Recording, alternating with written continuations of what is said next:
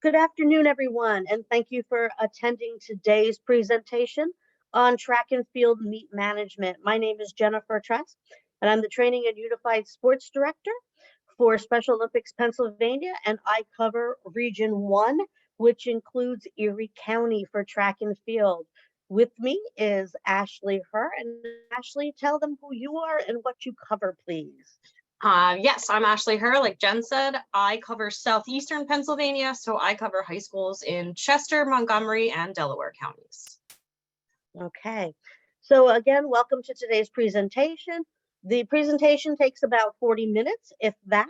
Once we are done, we will answer questions. If you do have a question and you want to place it in the chat, Ashley will keep tabs on it and stop to make sure we answer your question during the section that we are at. If you have a question that pertains particularly to something of your school and may not be meant for everyone else, if you would like to wait till we close the recording, you can hang on and we can work on your special situation at that time. So until then, if you wouldn't mind keeping yourself mute so we can make sure everybody hears you and I don't echo through the presentation. Okay, here we go.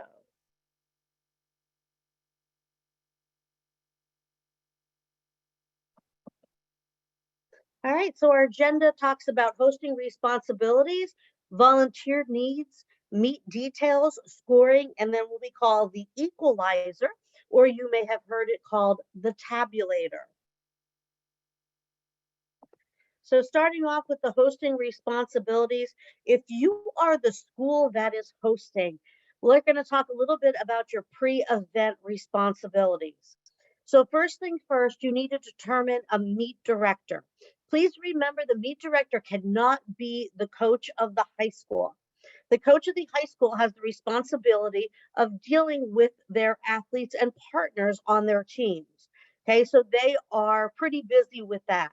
So an athletic director, an assistant athletic director, many of the schools I have will use their high school varsity track coach or a middle school track coach, somebody else who can handle all the ins and outs of the meet while the coach is dealing with their team. They also responsible to recruit volunteers, people like scorekeepers, timers, recorders, runners, all of those type of volunteers who make the meet happen. And then they need to also secure the PIAA official. Okay, so the PIAA official is the responsibility of the home school. Usually the athletic director takes care of that. Okay, and then the home school also needs to make sure the PIAA official understands the order of our event. And there is also a handout that you can provide your official so they have the information necessary with the slight changes that we have for our track and field program. Okay, so they'll provide setup directions. They'll also confirm medical. There should be an athletic trainer available during the meet in case of any injuries. They will also load the score sheet to the desktop for the scorekeepers. The download for the score sheet is actually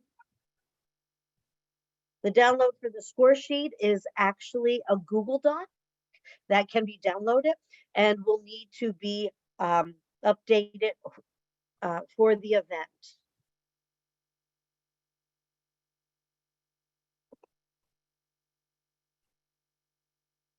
Okay, sorry about that. The host school responsibilities during and after the event is treat the meet the same way as you would treat any other meet at your school. Whether it's a men's or a women's varsity team, they need to make sure they are staffed and the equipment is appropriate. Maintain the official scores throughout the meet. Connect with the PIAA officials on calling fouls. Please remember that all officials, anyone you have officiating, must call fouls. Okay? And then they need to turn in the official score sheet and all result sheets to SOPA, the liaison, within 24 hours of the completion of the meet. Okay, the equipment. So the host school will provide all the equipment, measuring tape, shot puts, relay batons, mini jabs, etc. Anything that would be needed, clipboards and pencils for the volunteers, sound system set up for announcers, stop watches, timing system set up. And remember, if you are using a timing system, you always want to have a backup stopwatches in case the timing system shuts down. And of course, for those timing systems, the worst is if you can set it up, but now the batteries are dead, or if you don't have any paper for the timing system. Okay, so please make sure that you have those extras if you are using a timing system, and provide water jugs and cups. There should be water stations. The athletes and partners should, before they leave their host school, fill their water bottles and then be able to use a water jug to refill during the meet. The other thing that I often like to say about this is that we like to provide, when it says provide all the sport equipment, it is okay if you need to ask another school to bring things like their mini jabs or their relay batons. Thanks, Jen. Yep, That was the that chat. is Yep. okay to do. Especially because each school only has 3 mini jabs. So if there's only 3 mini jabs, that really only handles one pit. If you are going to have more than one pit, you're going to need to make sure that you have enough equipment for it. And other schools are fine and dandy to bring their other equipment. We just need to make sure they leave with the equipment they brought. The day of the meet. The visiting school needs to arrive 30 minutes prior to the meet. Preferably, we would like them to arrive dressed in their uniform so they are ready to get stretched and ready to go. The uniform is the singlet top, the matching shorts, socks, and sneakers. Okay. Underneath their uniform, they may wear a white undershirt. Notice it says white there. Okay, white undershirt, or they can wear solid colored running tights if they desire. The running tights should be a solid color, preferably one that matches the uniform. They should not have tears in them or be see-through, and no flowers, please. Okay, so please make sure that they are running tights or a white t-shirt. If the white t-shirt has a design on it, the design should not stick up from the top of the uniform. Okay, so make sure that the only thing we see is the white undershirt. Okay, there will be a coaches meeting, and that's the responsibility of the home school. They will have a coaches meeting, and at that time, you'll provide any scratches to the score table during that meeting. So make sure you come with a list of who your scratches are. And then again, bring along any requested equipment by the home team. And of course, it says mini jabs because that's usually what we need. Okay. And ensure that the athlete have their bib numbers. Remember, the bib numbers are on the chest, and make sure that you don't lose those bib numbers. You are only given one bib number for the season. Okay. So at the end of every meet, it's your school's responsibility to ensure that you got that bib number back. If you lost it, you'll need to make one. Okay. And then my favorite suggestion is bring snacks. Okay. Everybody gets hungry after school. So if you can have some kind of healthy snack with you, granola bars, healthy chips and pretzels, they make healthy choice items. Those are the best things to bring with you. Pretzels are a great snack at that time also. And remind everyone to bring their own water bottles or bring some disposable water bottles with you. When you do bring the snacks and the water bottles, please make sure you clean up after your team. It should not be the responsibility of the whole school, the home school, to pick up your trash. All right, let's move on to volunteers. Okay, here is what is required personnel. There should be the meet director. And again, we said this is not the homeschool coach. Okay, it needs to be somebody other than that, whether it's an athletic director or assistant athletic director, but it cannot be the host coach. They are responsible for training and organizing all volunteers, working with the coaches, ensuring the meet schedule and rules are followed. Then you need that PIAA official. So they're going to be the starter for all the track events, the 100, 400, 800, and the relays. And then that official will also go to the shot put. The shot put is the most detailed sport that we do, and the fouls are run rampant in shot put. So that's why the PIAA official will go to the shot put area to enforce all the rules of competition at that area. So again, meet director, PIAA official, and then the tabulator. The tabulator, this is the person who is recording the placements on the Excel tabulator. And we'll be talking about the tabulator a little later on, or you might have heard it known as the word equalizer. Okay, the equalizer. And then the last thing you need are 13 volunteers. Okay, we're just looking for 13 volunteers. You can have more than 13, but a minimum of 13 volunteers are needed.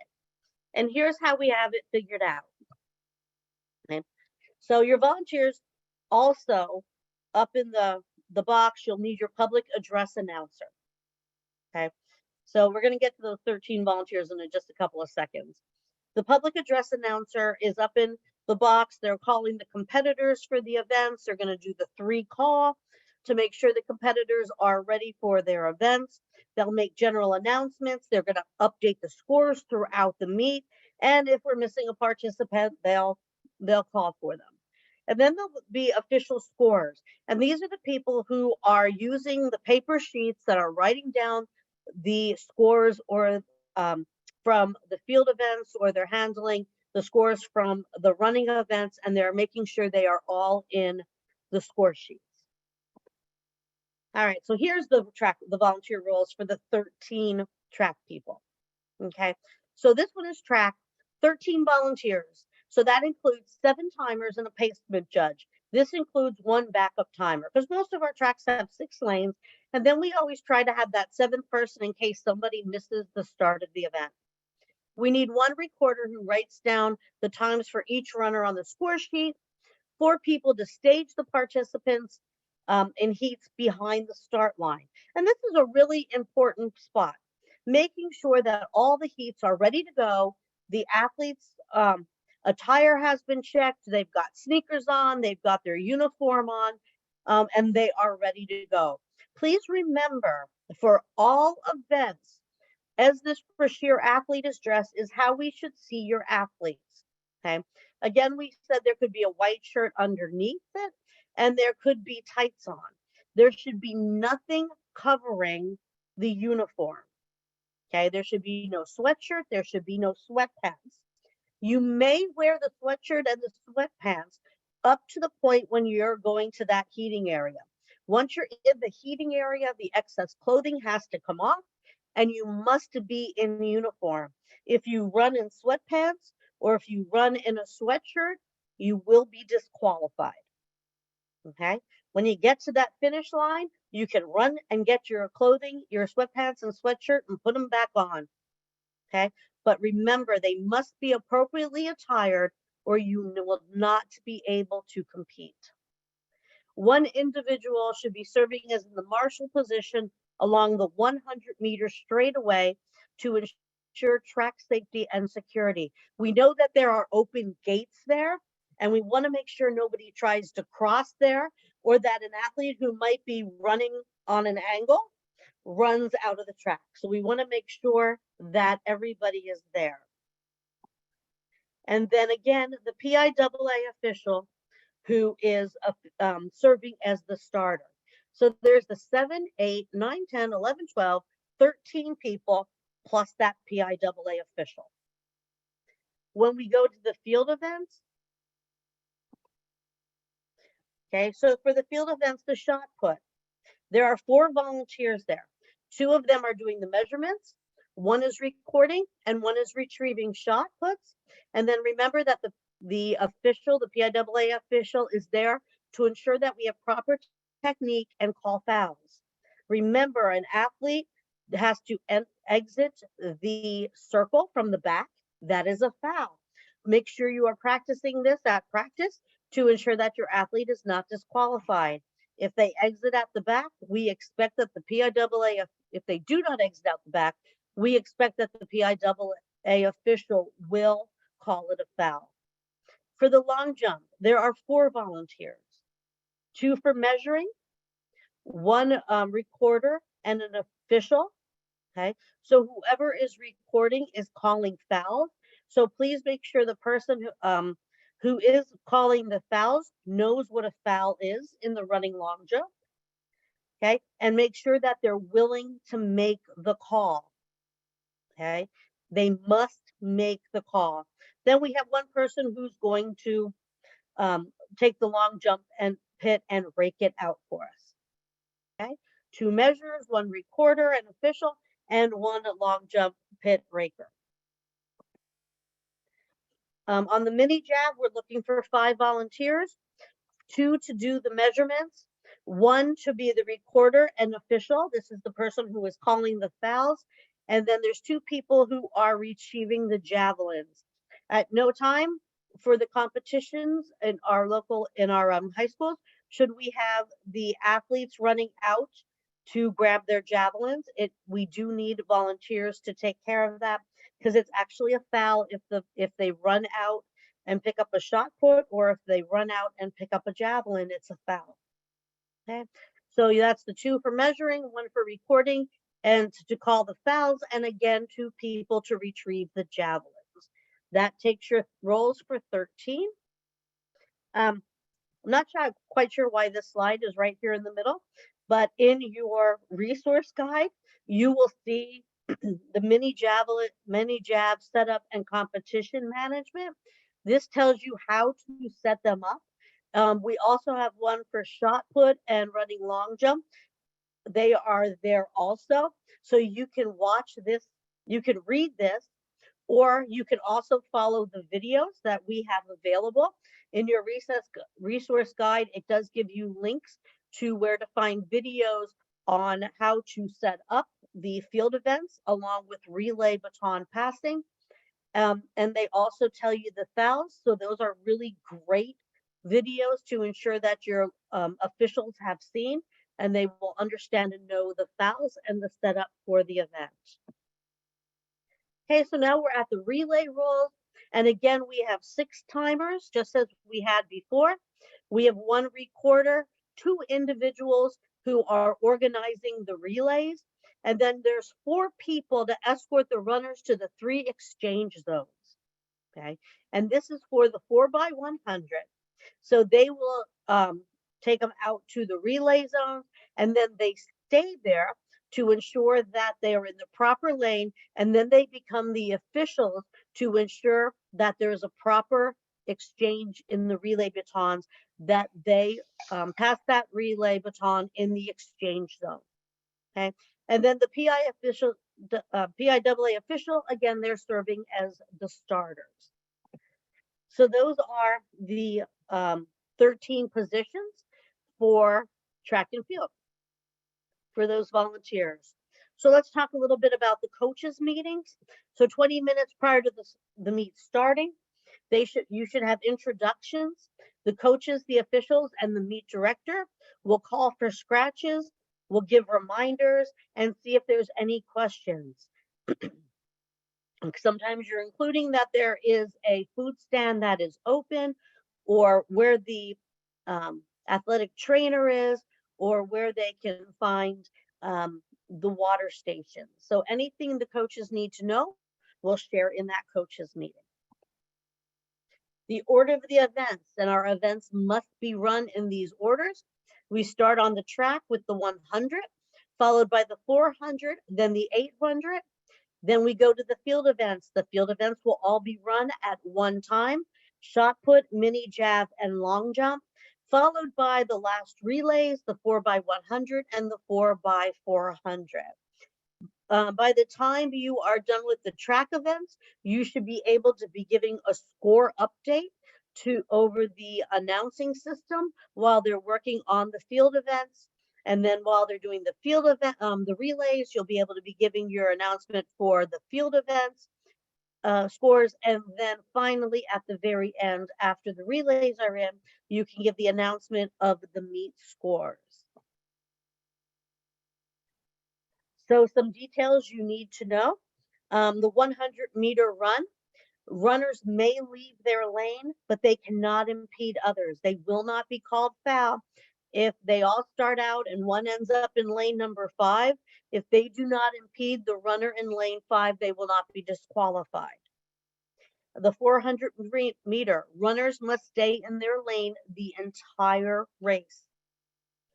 And 800-meter, at the PIAA SOPA Championship in Shippensburg, you must have a qualifying time of 3 minutes and 30 seconds or less. 3 minutes or 30 seconds. Okay, so make sure that your 800 runners, if they are working on your way to Shippensburg, that they can run that 800 in 3 minutes or 30 seconds or less. In the relays, the 4x100 and the 4x400, each relay must have 2 athletes and 2 partners. Okay? Per relay, they are the same 4 teammates that run every time that relay runs. Okay, they are the entire season. We will allow you to list 1 alternate athlete and 1 alternate partner. Okay, but please note that you may have 2 of each relay, 2 4x100s and 2 4x400, but every participant on the team may only be involved in 1 relay. So if you are the alternates for 1 relay, you cannot be listed as members of another relay or the alternate of that relay. Okay, so all 4 relays must be unique members of the team. Under the field events, open pits are not allowed. Okay, all field events must be run by the divisions that we place them in with non-consecutive attempts. So if Division 1 has 4 students and Division 2 has 5 students, here's how this would work. So all athletes and partners in Division 1 shall throw their first attempt. You'll start at the top of the list and run through those 4 athletes. When they've all thrown their first attempt, or jumped their first attempt, they will go back and we'll start at the top of the list again. We'll take care of all 4, then we'll go back and start at the top of the list. And once they have all done their 3 attempts, now we will go to Division 2, and we will do that in the same format. If by some chance we've had to do a division of 1 because they had nobody else that was in their distance level, you may combine them with another division, but they are always awarded separately. And that's only 1. So in this case, if Division 4 had 4 athletes and Division 2 only had 1 athlete, we could run Division 1 and 2 together because we must have that non-consecutive attempts. Okay, so calling events, the announcer shall call the 100-meter runners to the heating area. Coaches, you may assist in staging. Okay, if you have an athlete who's a wanderer and you want to make sure you're there so they don't disappear, that's fine. Okay, so when there is about 5 heats left in the 100, then they're going to call for the 400. When there are 2 heats left in the 400, they'll call for the 800. Once the 800 is called, is off and running, then they're going to call for all field events. After the field events, we will begin warm-ups when there are 5 heats remaining in the field events for the 4x100 and the 4x400.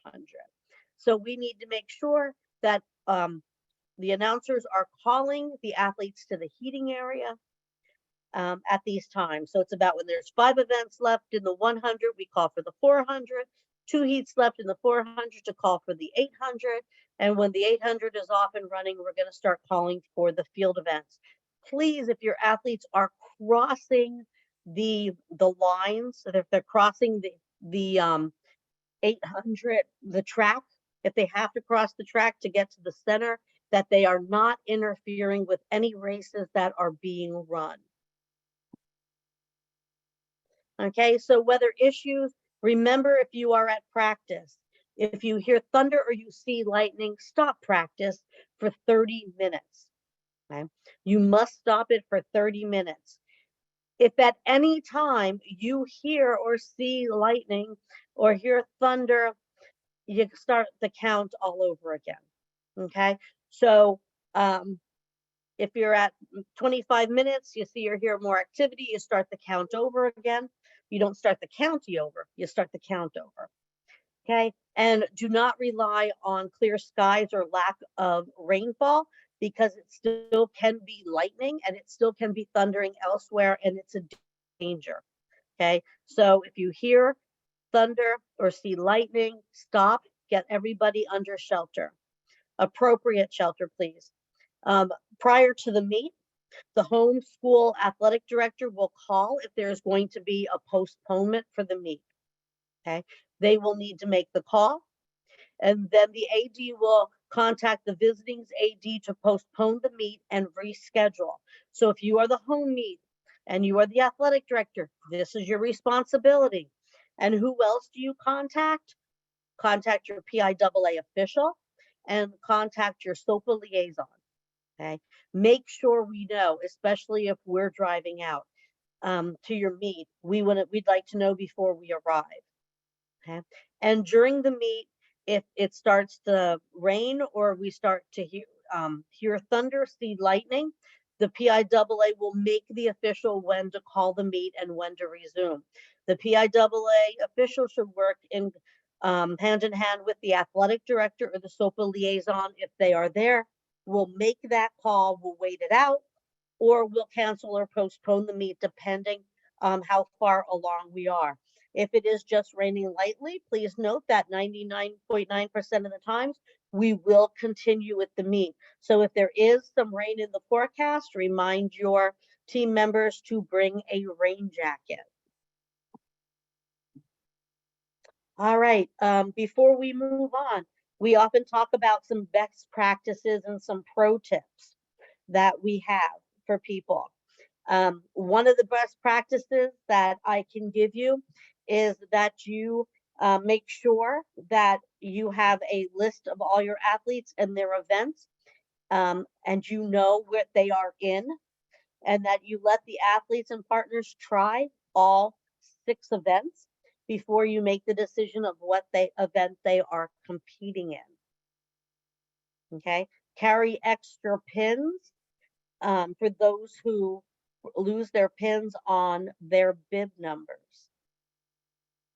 Ashley, do you have any thoughts on anything that you specifically tell your programs? Collect their bib numbers back at the end of the meet. Don't let them wear their bib numbers home. Collect them Never at the see them end of the again. meet. Yes. Yep, so you want to collect those immediately. Yeah. So make sure you get in the practice as soon as they finish their field event. If they're not in a relay, they're coming to you and giving you their bib number. I have had one school laminate their bib numbers in the past, and I think another one is going to laminate this year. That does help prevent them from ripping if you're able to laminate them. Someone did ask about when bib numbers are being mailed out. That's going to depend on your individual UCS liaison and what your meet schedule is like. Most likely you'll get those bibs a week within the week of your first meet, because once you do your prelim meet to get us your scores, then we will be able to send you bib numbers for the athletes who we have scores for and are participating. Another little helpful hint is on their bibs, put their name on the back of it. So instead of having to try to remember who's bib 1122, you'll know that that bib belongs to Johnny. If you are one of my lucky schools, I already wrote the names on the back for you. So they'll come with the name on the back. Dennis is high-fiving and thumbing up that one. Excited. Okay. The other thing to keep in mind is you need to work with your athletes to understand what pacing is and that it cannot be done when you are on the track. We have a lot of athletes and partners who will run around the track on the inside to encourage athletes and partners on their long trip around that track. Please note that if they are running, that is considered pacing. Okay. It's okay to put athletes or partners in the four corners to cheer them on so that they're standing in place. That is not considered pacing. Okay. So if you want to put people in the four corners to cheer on the athletes or partners, that's absolutely fine. Just don't let them run. On the side of the track where the finish line is, please note that you need to keep the athletes and partners at least 5 to 10 feet back from the track so that the scorers and the timers can see the athletes and partners who are racing at that time. So you want to make sure that they are 5 to 10 feet back. One of the best things I ever saw a school what did was they took their hurdles and they placed them along a nice row so that the teammates knew they had to stay behind those Yes, hurdles. definitely helps. And for those of you who have asked, yes, this presentation will be shared with everyone along with the PowerPoint slides, but pro tip, 99.9% of this information is also in your coach's handbook. So reference that as well. All right, so let's talk about keeping scores and some materials that are available for that. We're going to touch base on the equalizer at the end of this presentation. It's known as an equalizer or a tabulator. It's an Excel-based spreadsheet, and it balances the scores for teams of different sizes. So if one school has a team of 20 participants and another one has a team of 40, it makes sure that everybody has an equal chance to win. Okay. And this is where you record the official scores. Then the heat sheets. The sheets are coming from events with scores to record. So there will be heat sheets. There's one division per sheet. So you will get those the morning of or the day before, depending on how quickly information can be transferred from one event to another and the schedules. There will also be a condensed heat sheet. This condensed heat sheet is for the coaches and it gives you a list of all the divisions and who's participating. It's really great for you to have a one sheet that tells you everybody's name and what events they're in.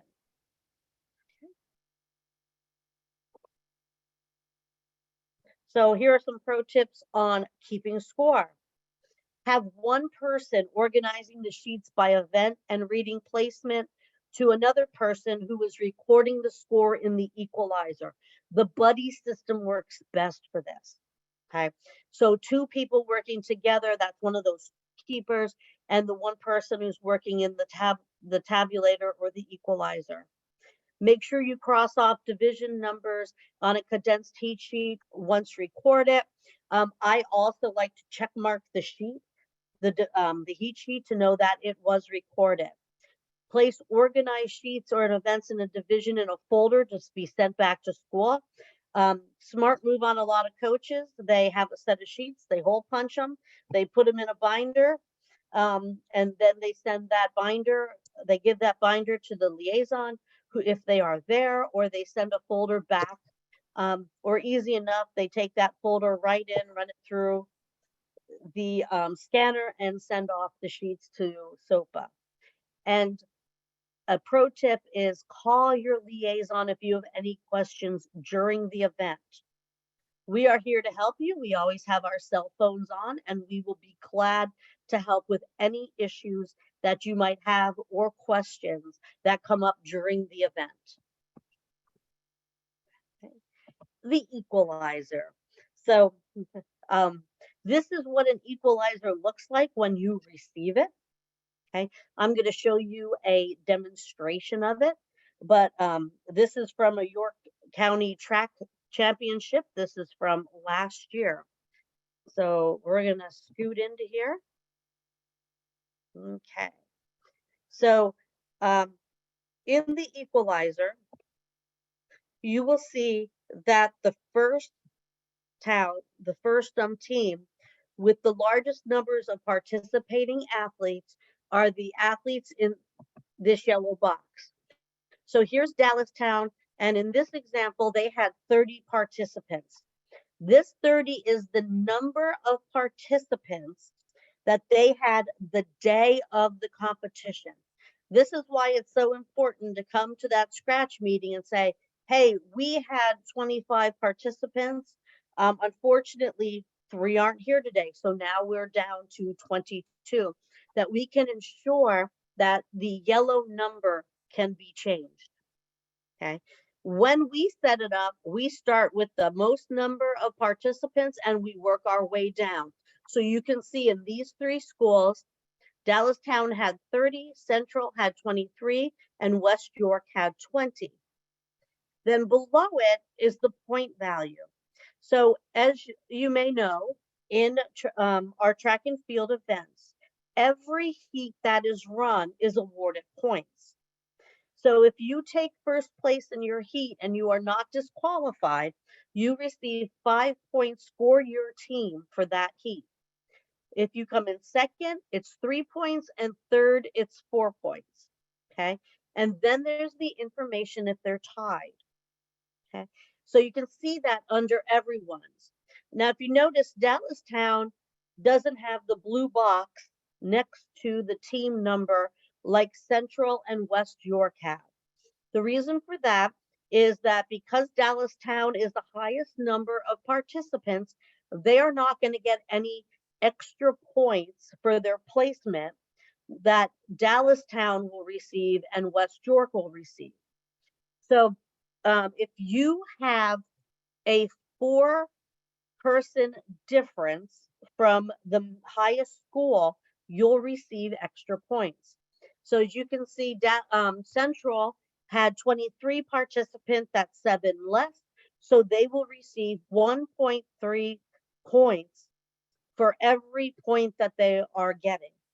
Okay. So the way it works out is that first place, instead of getting 5 points, will get 6.52. Second place, instead of getting 3 points, will get 3.91. And third place will get, instead of 1 point, they're going to get 1.30.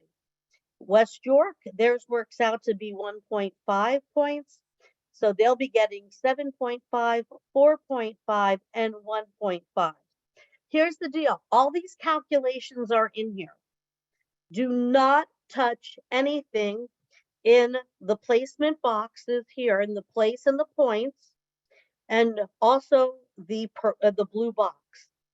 The only thing at a meet you should touch is the yellow box. Okay. And the reason for that is all those other boxes have formulas in, and if you mess up the formulas, you mess up the sheet. Okay. And if you mess up the sheet, you've got to call your liaison so we can fix your sheet. And the best part is these sheets are actually done in a Google Doc, so we can actually go right in and fix it and help you fix it. Sometimes you'll see us in there fixing things on your sheet while you're actually hosting a meet. Okay, so here's how this works. On heat 1, Dallastown received 5 points because they were in first place. So under this placement, okay, right here along the heats in row 10, they got a 1 under first place. You only enter a 1 at all times. Okay. And the reason you only enter a 1 is because there's calculations taking place at the bottom. And if you enter a 2, instead of getting 5 points, Dallastown would now be getting 10 points. So you only enter 1s at all times. So you can see we went down in heat 2. Looks like Central got 2nd place. Dallastown got 3rd place. In heat 3, the other schools got the points. Dallastown, Central, and West York didn't. And we went right down through there, putting in the ones for the points. We've tried to make sure that there is enough heats here for what you have. So you'll see that this meet had 20 heats of the 100. Then there's the 400. They had 10 heats. The 800 had 6 heats. The shot put had 10. Long jump had 9. And mini jab had 18, and then we had 6 heats of relays, 4 by 100, and we have 4 by 400s. Okay, so this number, this total, automatically adds up all those ones. Okay, adds up all the ones, and then it adds in the equalizer from the top, and then you'll see the score. So Dallastown actually had 14 first places, and they ended up with 70 points. Okay, you can see here that their final score was 143.5. And look at this. If you look along the bottom here, look at West York. Oops, there's West York. They ended up with, they only had 20 athletes, but as you can see, they had a 148.5. So they actually beat the school with the more athletes. Okay, this is how the equalizer works. It takes the placement and gives you more credit depending on the size of your team. Okay, if you have a tie, so how a tie works is if you are tied for first place, okay, so that would take a first place and a second place. We add the points together, all right, and then it's divided by the 2. So that is how we end up. So a tied for first place would be 5 points and 3 points, which is 8 points. And then we would put that in half for 2, and you would end up with 4 points. It's even figured out here for the all the other schools. It's all broken down so they get their equalizer points included.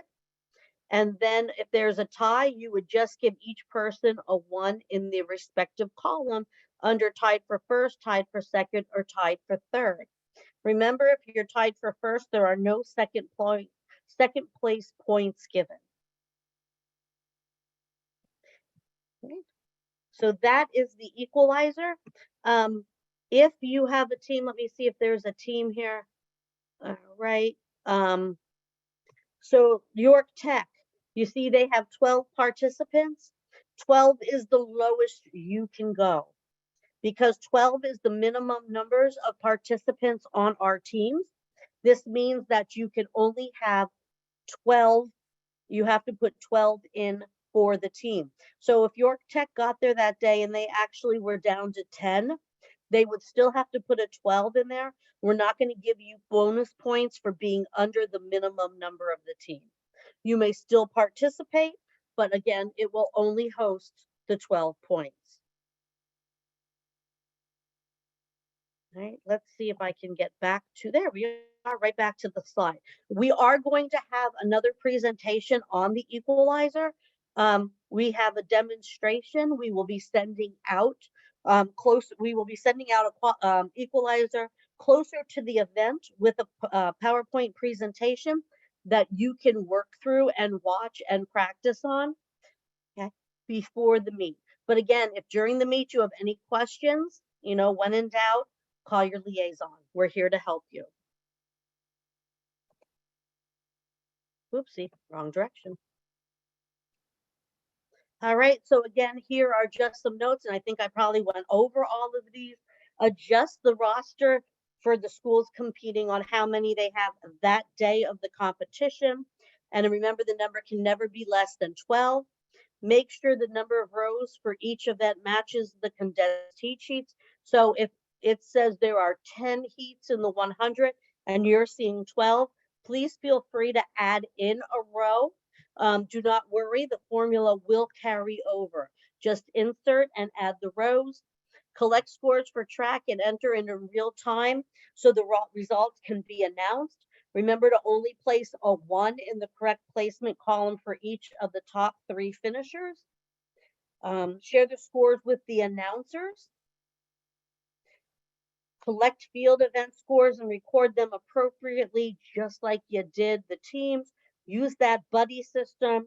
Share updated live scores prior to the relays so everybody knows where they stand going into those final relays.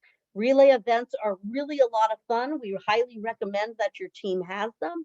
And it can make a big difference in the scores of your team.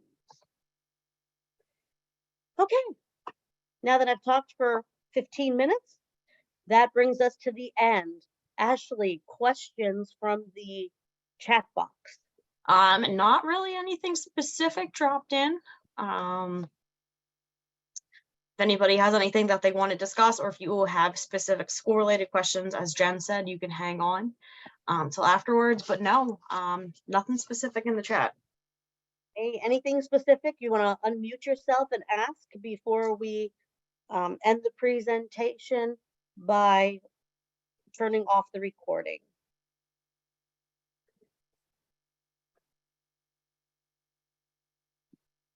All right, I'm going to stop the recording. Thank you everyone for attending today. And again, remember, we are always here. If you have questions, we are here to answer them. And we hope you have a wonderful track season. If you have something specific and you want to hang on, Jen and I will be here.